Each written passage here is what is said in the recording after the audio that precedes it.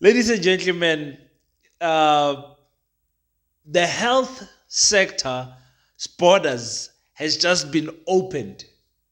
The private and the public sector will now be one. Everyone will have equal access to medical care. This should be good news, but a lot of people are losing their minds. I know. You have heard from other YouTubers, you have heard from the news, you have heard other people give their opinion on this, but guys, wait until I break it down for you guys in this video. We're gonna have fun. Allow me to have fun on these borders of medical care that has just been opened by Cyril Ramaphosa. Welcome to King Said So, Africa's one land, one language, one currency, one army on King Said So. Africans can unite. Your Pan-Africanist podcast. Enjoy.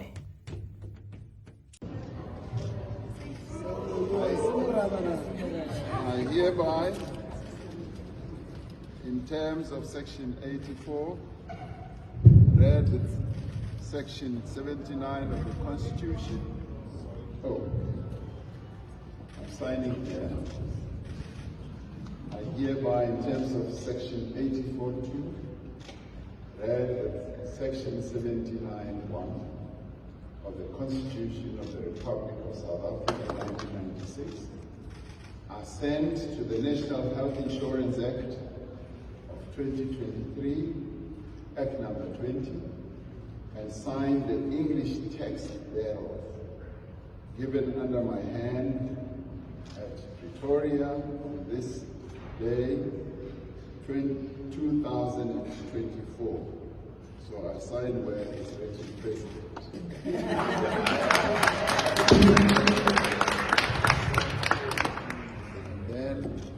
I then sign where the act has to be assented to.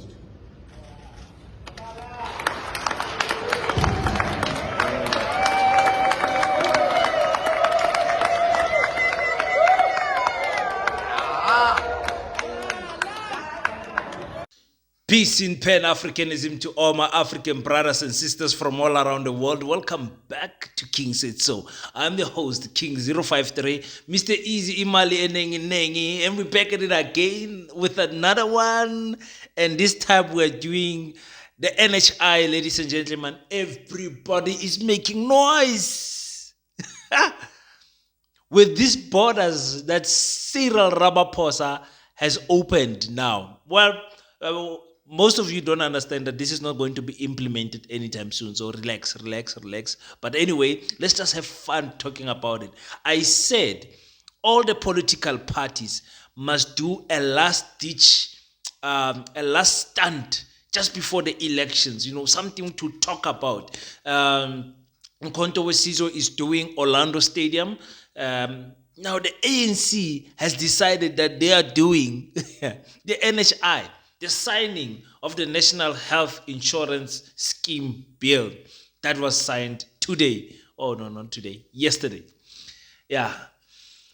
I'm having fun with this one, ladies and gentlemen, because I understand arguments from both sides. I understand why people are against it. I understand why people are for it. But I want to, for the sake of debate, just break down some few points for you guys so that you guys can understand. And I know you guys have been watching a lot of videos there, so you know what we're talking about. The National Health Insurance Bill scheme is it's a fund that is going to tax people, taxpayers to develop a 1 trillion pocket that is going to be paying for healthcare. So you and I will be going to the same hospital. What is the problem with that? Let's wait a little bit on that. Medical aids. Abo Johan Rupert are not going to be happy with this because they own medical aids. They own the what does Johan Rupert own? What's the company? not Netcare, ER24, and let me just check for you guys so that I don't thumbsuck things out of my mouth and now accuse him of owning things. Mediclinic, yes, Mediclinic, and many other healthcare services that he owns. So it's very interesting to see how this whole thing is going to unfold. Of course, of course, of course, of course. Us who are rich, us who've got the complexion for protection, are not going to be happy sharing a hospital with the blacks, the poor. And on top of that, we have to share the hospitals with the immigrants. People are losing their mind.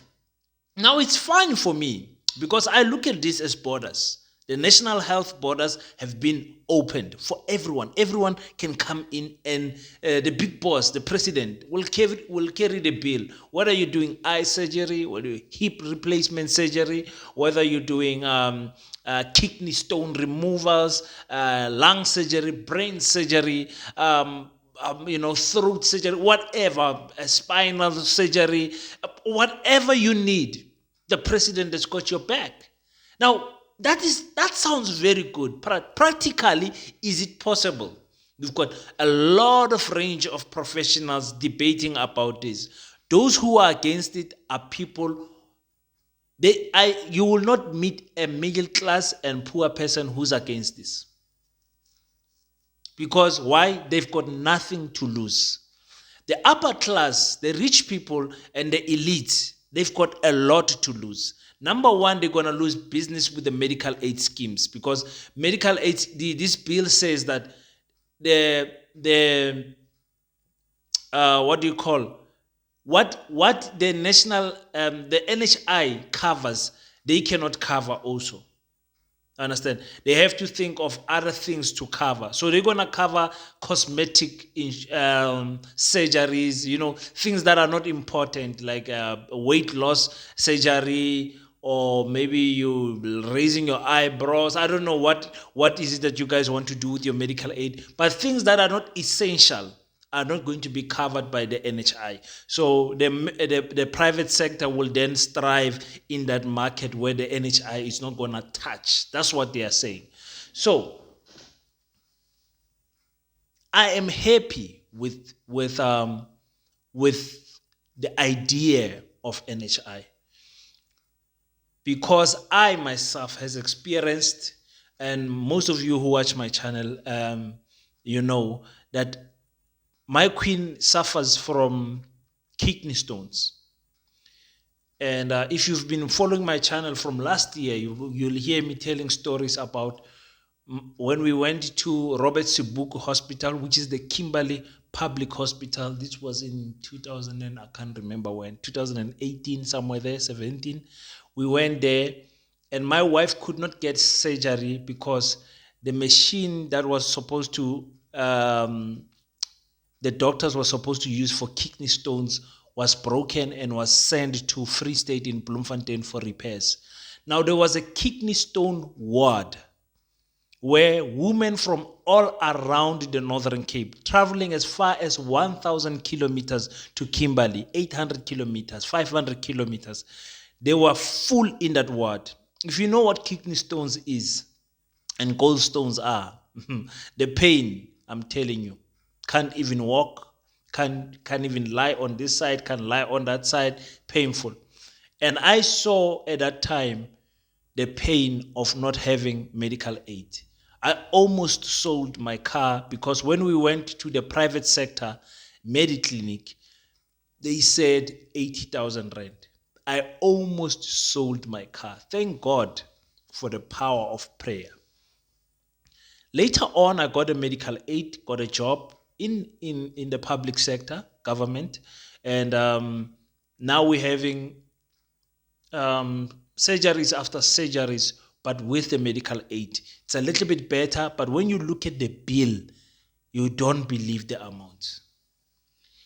The private sector has been exploiting people because they have got medical aid. A simple circumcision can cost this much here and that much there. Can be from 2,500 to 30,000 rand. You understand? Simple eye surgery, they just do as they please. They're gynecologists.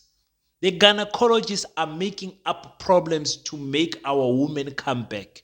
I heard one day when I was listening to SAFM where there was a gynecologist, I'm not sure where he is, I think he was in Gauteng, where people picked up that he's telling women, pregnant women, the same problem, and they keep on coming back there, and then medical aids are paying him, making him filthy rich. They don't care.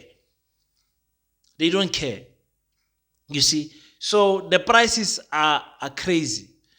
Discrimination is still there in the private sector. When you are black in a private sector hospital, you still, whether it's Mediclinic, Landmed, what's the other one? All of them. The racism is still there. The discrimination because you are black is still there. They are helping you because you managed to get a medical aid, you blackness. You know what I'm saying? So, and those doctors work in their terms. You can go there.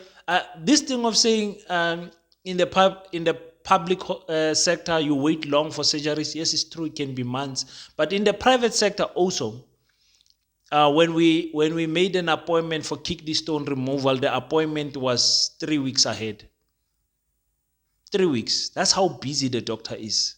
No, they don't call him a doctor, they call him a urologist. That's how busy he is. So you tell me, if it was a dire situation, I probably would not have a wife today. You understand what I'm saying? There are doctors that are unemployed. Those doctors hearing this thing that the government will carry cost, they're going to open their own practices in the townships, in everywhere, in the villages, everywhere.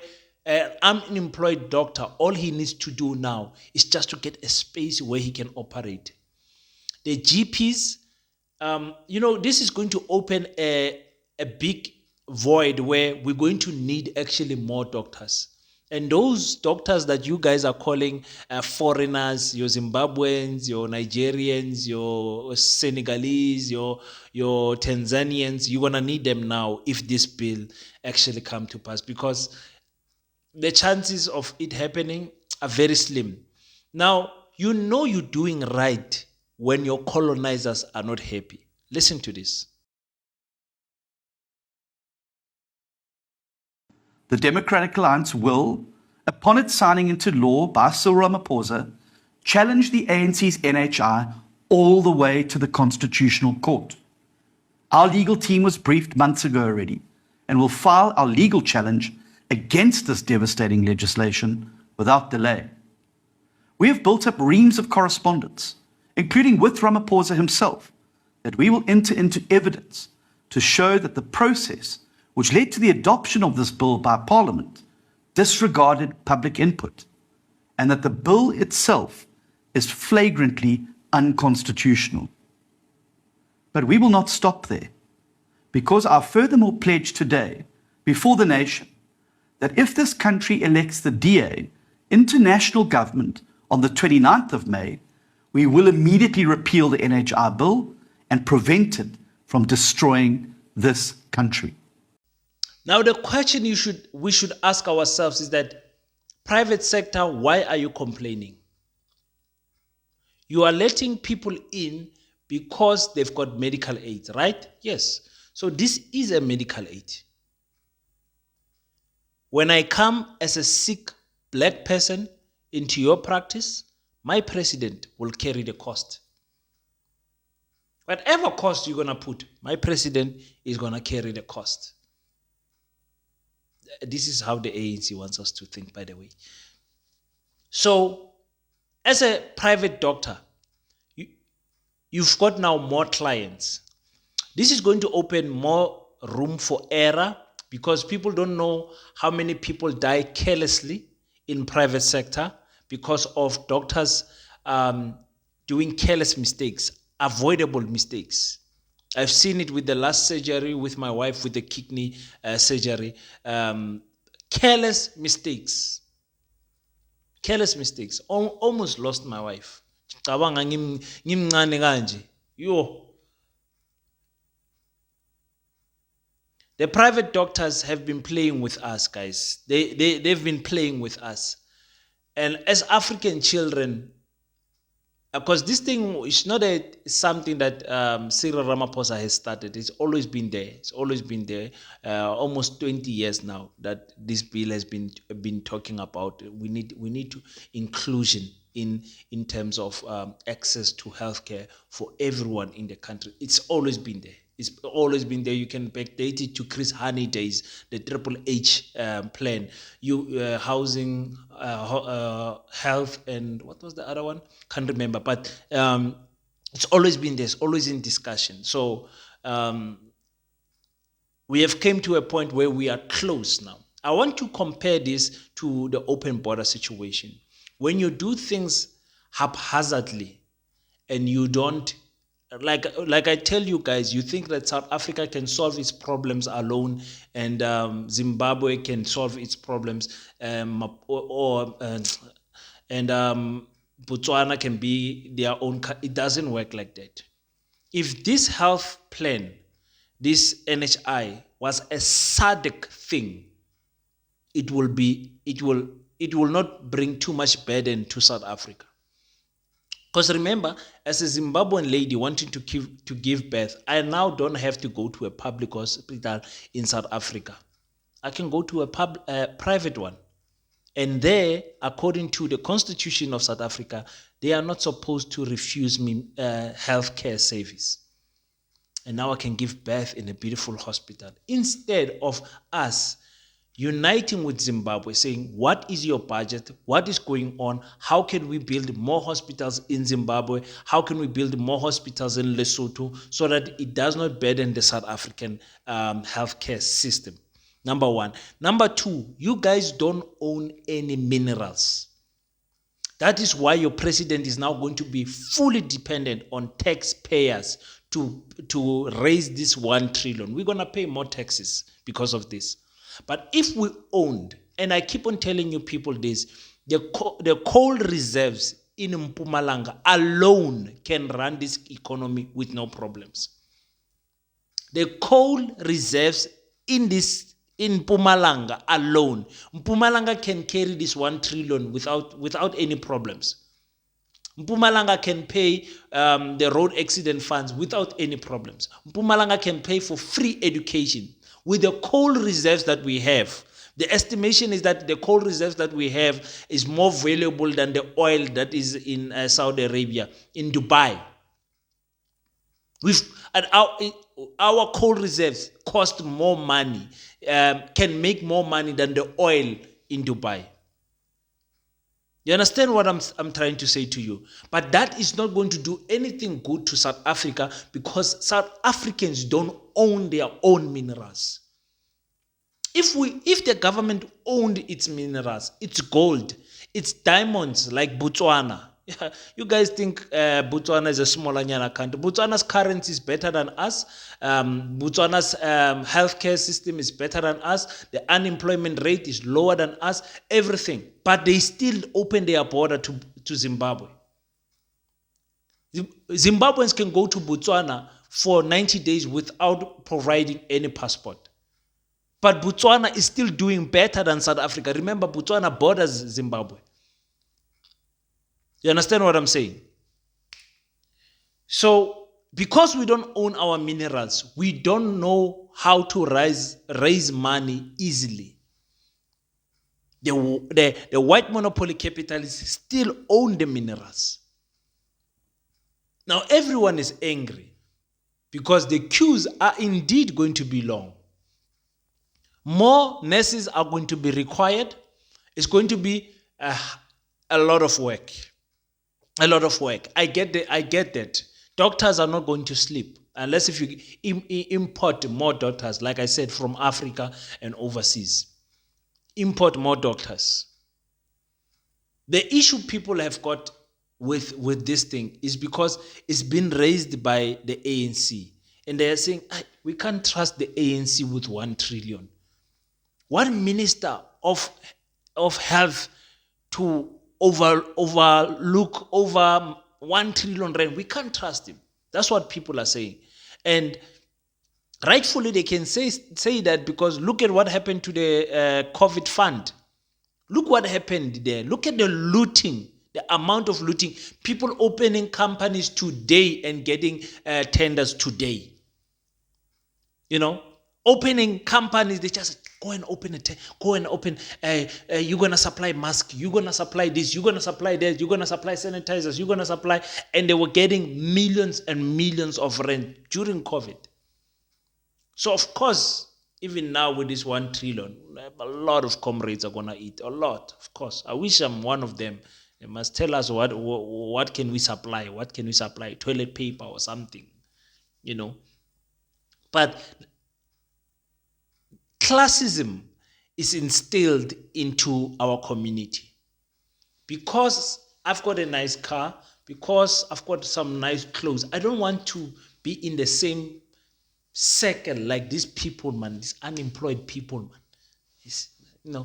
I'm using cologne, man. I'm driving a German machine, man. I don't want to be close to those people. When we go to a club, I need to be in the VIP session. I can't be with those guys. In the restaurant, I must go to expensive restaurant. I can't eat with those people. At a school, my children must go to better schools. They can't go to school with those kids. Hospital, I'm not going to go to a public hospital. I need a private medical aid. All of those classism is instilled in us as people.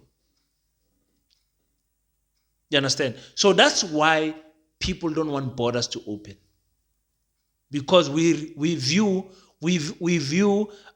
Zimbabwe as a lesser country than us. We view Lesotho as a lesser country than us. If our neighbor was Dubai, for example, we would want the borders to open. And then Dubai will then discriminate against us because we will be the lesser class. You understand what I'm saying? The NHI is a good thing, ladies and gentlemen. The implementation of it is going to be very difficult. Of course, it's a political campaigning stunt.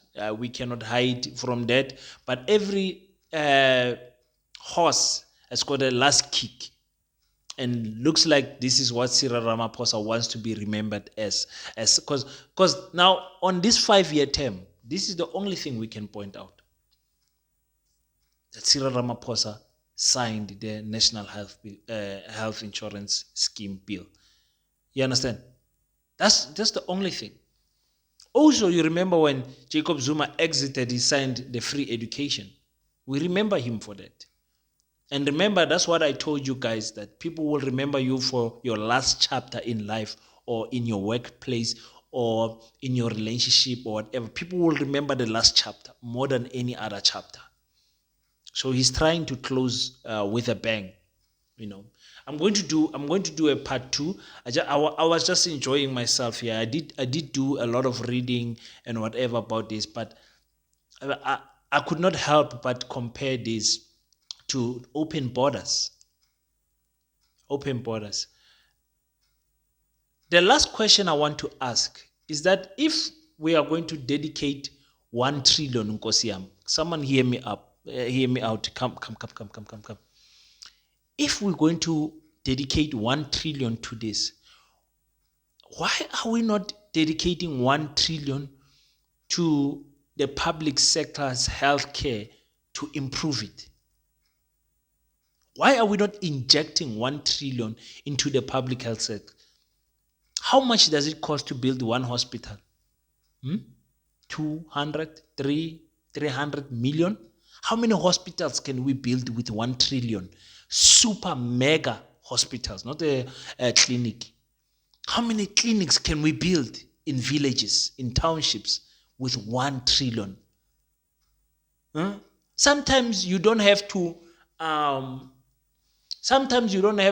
compete, disturb people's space. You just compete with them. Make the public schools so beautiful that nobody wants to send their children to private schools anymore.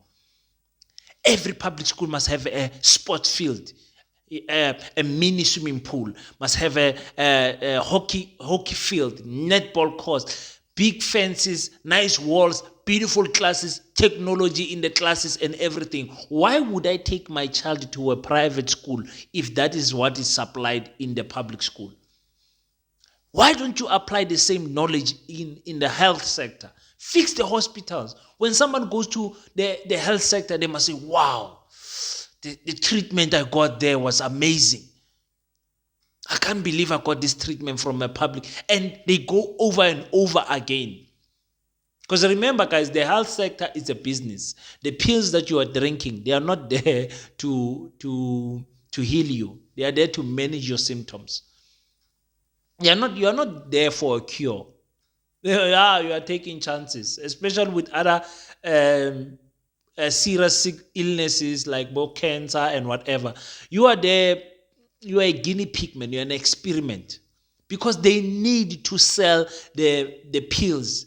The pharmaceutical industry is a multi-billionaire industry each year. We even saw with COVID, with the vaccines, how they were treating us undeveloped countries, developing countries, third world countries. They treated us like shit. They were like, wait. Let us vaccinate the developed countries first. We will come to you. We'll send you what is left. We even got vaccines that were expired, donated by other countries to us. And then when we wanted the Russian one, the welfare, the what do you call it, the WHI, what do you call it, the World Health, whatever, they said no, you can't take the vaccine from Russia. No, don't take the one of China. No, take this one. Take Johnson. Take the.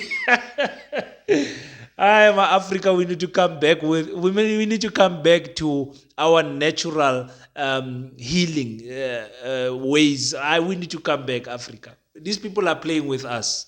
Anyway, I'm enjoying this one. I'm going to do a part 2. I promise you. I'm going to do a part 2 where I break it down nicely. But I'm so interested in seeing how people are panicking. They're panicking as if it's going to happen tomorrow. And I'm telling you, everything can be challenged in court. Everything can be challenged in court. This is going to be challenged in court. If the South Africa opens its borders, there will be people, NGOs, other political parties that are going to go to the courts and say, this is not right. South Africa, the president is not allowed to open the borders. If the president says land expropriation without compensation, it can, even if it's law, can be challenged in court. There's no free ride here. You get whatever you say, whatever bill you sign, it happens. No. In court, the courts run the country, not the parliamentarians. You understand what I mean? The courts run the country. Everything ends up in court and the courts make the final decision. The only person that beats the courts is Jacob Zuma. Only person beats the courts is Jacob Zuma. So thank you so much, guys.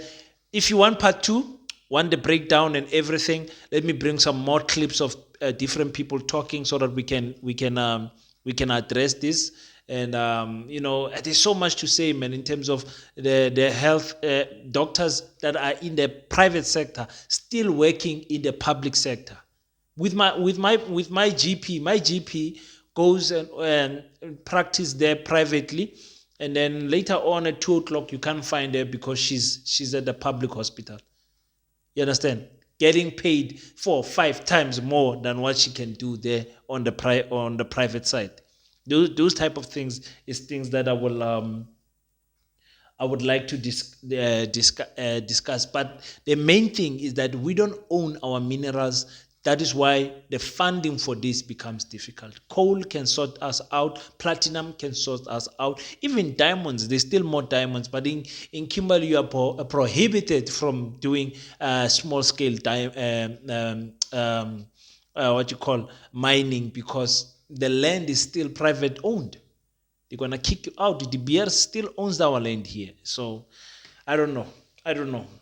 Let me know what you think on the comment section. Are you happy about this, or is it something that you don't? I actually, last thought. Sorry for making this video so long, guys. I just added my grandmother on my medical aid. You can imagine how much we're paying. She's almost 80 years old. She's turning 80 actually, turning 80 this year. You can imagine.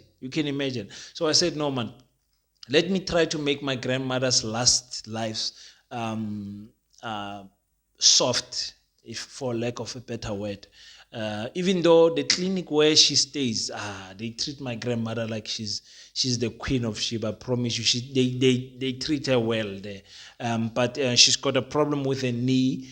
She can't walk properly, so that needs private healthcare. So I said, let's just put her in. So you guys will tell me what you guys think about this. Is it going to help your family, or the idea of you queuing up even at Mediclinic is driving you crazy? Tell me what you guys think about this on the comment section. I will meet on the flip side. Go to African Mojolo with King. Subscribe there. Make sure that you leave a thoughts and comment on the videos. Thank you so much for those who have transited to our sister channel, where we speak everything that has to do with relationship, dating, marriages from an African perspective point of view. Until we meet next time, don't forget to pray. After you pray, stand up, African child. Do your best so that God can do the rest. Peace in Pan-Africanism. I salute you.